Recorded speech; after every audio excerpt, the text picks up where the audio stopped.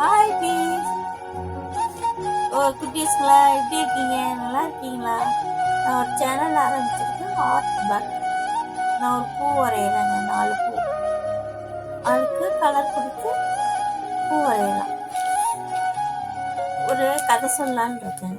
ஒரு ஊரில் ஒரு ராஜா இருந்தாருங்க. அந்த ராஜாவுக்கு சாமி பக்தி அதிகமாக இருந்துச்சு. அப்புறம் அவங்க ஒரு தோட்டம் வச்சுருக்காங்க.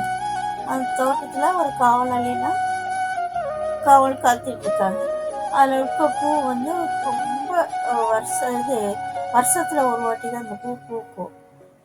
அந்த பூவை வேறு யாருக்கும் கொடுக்க மாட்டார், சாமிக்கு மட்டும்தான் அந்த பூவை படைப்பார். அந்த பூ அதனால அந்த பூவுக்காகவே காவல் காக்கிறதுக்காக அந்த தோட்டத்தில் காவல் அழியில் வச்சுருப்பாங்க.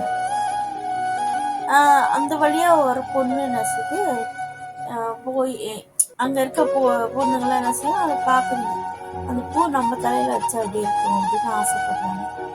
ஒரு நாள் தெரியாமல் என்ன செஞ்சுட்டாங்க, அந்த பூவை பறிச்சுட்டு அவங்க வச்சிருந்தாங்க அந்த பொண்ணு.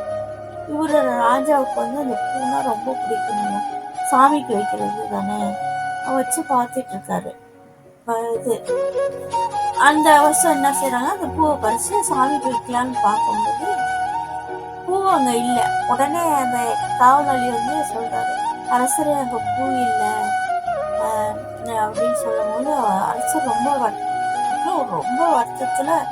வருத்தப்படுறாரு, ரொம்ப கோவப்படுறாரு.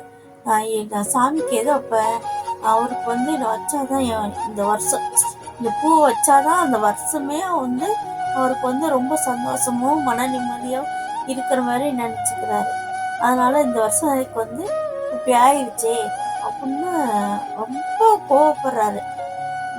மக்களுக்கு ஏதாச்சும் ஆயிடுவோம் அப்படியா இப்படியான்ட்டு ரொம்பவும் கோவப்பட்டுட்டு, இது யார் செஞ்சாங்களா, அவங்க ஒன்று யாராக இருந்தாலும் சரி ஒன்று பிடிச்சி ஜெயிலில் போட்டு வைங்க, உடனே கண்டுபிடிங்க அப்படின்லாம் சொல்லி அவங்கள ஜெயிலில் போடுங்க அப்படின்னு சொல்லிடுறாங்க. சரின்னு காவலில் அப்படியே எல்லா பக்கமும் போய் தேடுறாங்க. தேடி இருக்கும்போது அங்கே என்னன்னா ஒரு பொண்ணு வருது. ஒரு பொண்ணு என்ன செய்யுது, அந்த பக்கம் அதே மாதிரி இருக்க பூ வச்சிருக்கு.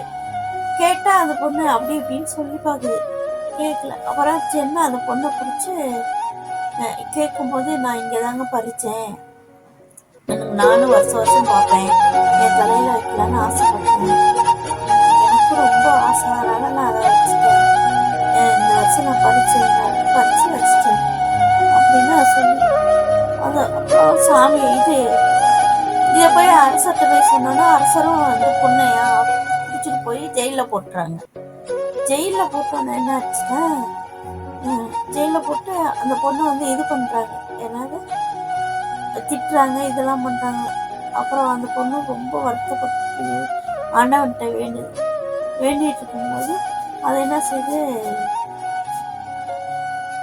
இதாகிடுது, வருத்தப்பட்டு இந்த பூ வச்சதுனால தானே அப்படின்ட்டு சாகிற ஸ்டேஜுக்கு போயிடுது. அப்போ சாமி அவளை கல்லாக்கிடுறாங்க. அப்புறம் ராஜா ஐயோ நான் இவ்வளோ இது பண்ணிட்டேனே, இந்த பூவுக்காக பொண்ணை சாவடிக்க போயிட்டேன், என்னை மன்னிச்சிருவேன் அப்படின்னு ஆண்டவன்கிட்ட வேண்டுறாங்க. வேண்டிட்டு எப்போ நான் வருஷம் இந்த பொண்ணுக்கே அந்த பூவை கொடுத்துட்றேன் அப்படின்ட்டு அந்த ராஜா சொல்லியிருக்காரு. அதுல நிறைவடைந்தது இதோட கதை. என்னுடைய சேனல் கொஞ்சம் பார்த்து ஆர்ட் போட்டுருங்க. என்னை போல இருக்க ஒரு சின்ன ஆர்டிஸ்ட்க்கு சப்போர்ட் பண்ணுங்க ப்ளீஸ்.